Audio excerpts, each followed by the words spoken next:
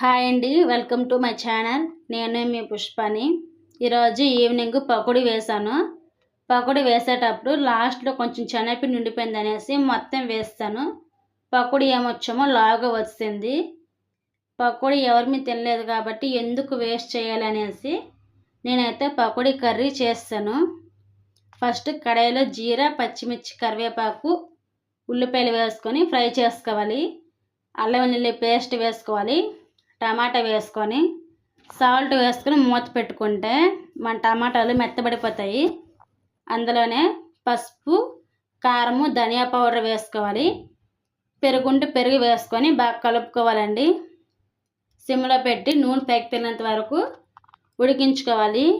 మనము కట్ చేసి పెట్టుకున్న పకోడీ ముక్కలు వేసుకొని సిమ్లో పెట్టి ఉడికించుకోవాలి. కొంచెం వాటర్ వేసుకుంటే చాలు, మన పకోడీ కర్రీ రెడీ అండి. మీకు ఈ రెసిపీ ఎలా అనిపించింది అనేసి కామెంట్ చేయండి. నెక్స్ట్ రెసిపీ కోసం కామెంట్ చేయండి. Subscribe my channel.